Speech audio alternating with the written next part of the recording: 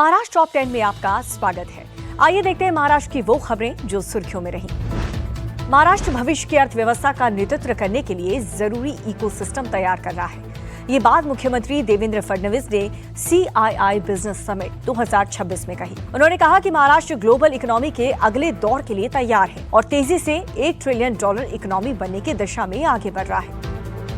We are preparing Maharashtra for the next era of global economy, an era where economic leadership will be decided by infrastructure, innovation, talent, energy, urbanization, technology and institutional trust.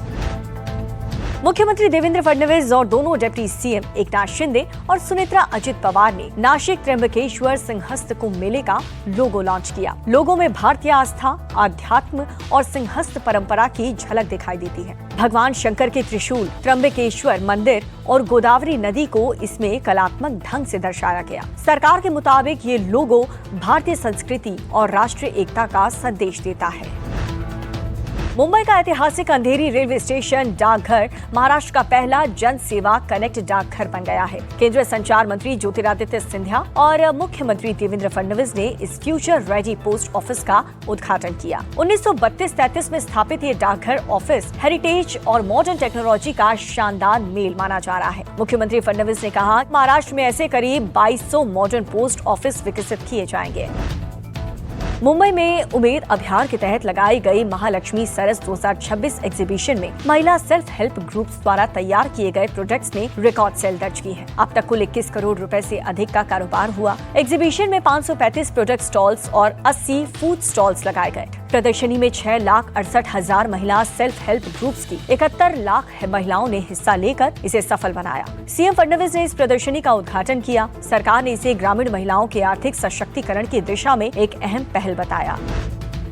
Maharashtra सरकार की take वारी 2.0 पहल के तहत हुए training session में मंत्रालय के 6,000 से ज्यादा कर्मचारियों ने हिस्सा लिया। वहीं लाखों सरकारी कर्मचारी भी डिजिटली जुड़े। प्रोग्राम में AI, cyber security, quantum computing और एडमिनिस्ट्रेटिव रिफॉर्म्स जैसे विषयों पर स्पेशल सेशन हुए। सरकार का कहना है कि टेक वारी 2.0 सिर्फ एक प्रशिक्षण कार्यक्रम नहीं, बल्कि फ्यूचर रेडी महाराष्ट्र प्रशासन की दिशा में एक बड़ा कदम है।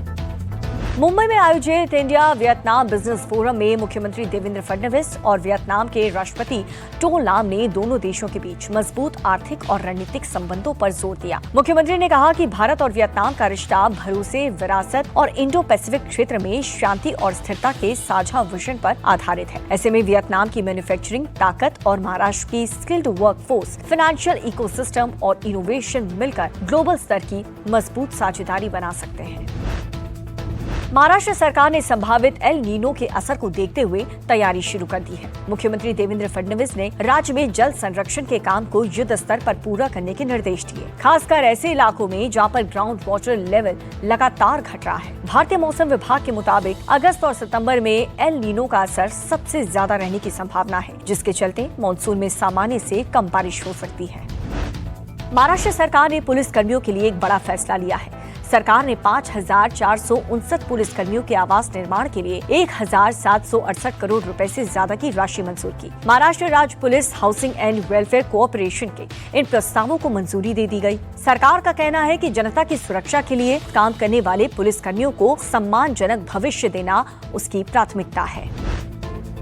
नागपुर में आयोजित एक प्रोग्राम में CM देवेंद्र फडणवीस ने सिंधी समाज के योगदान को सराहा और कहा कि विभाजन के बाद सिंधी समाज ने अपनी मेहनत, संघर्ष के दम पर व्यापार, उद्योग और कई क्षेत्र में अपनी अलग पहचान बनाई है। उन्होंने कहा कि सिंधी समुदाय ने देश की आर्थिक और सामाजिक प्रगति में भी महत्वपूर्ण योगदान दिया। इस मौके पर मुख्यमंत्री ने सिंधी परिवारों को मालिकाना हक के पट्टे भी वितरित किए और कहा कि सरकार पात्र परिवारों को उनके अधिकार दिलाने के लिए लगातार काम कर रही है।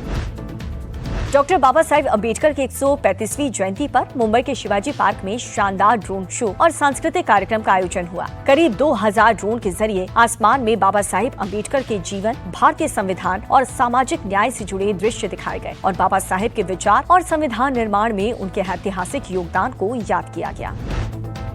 महाराष्ट्र टॉप 10 में फिलहाल इतना ही। हम फिर हाजिर होंगे महाराष्ट्र की नई खबरों के साथ।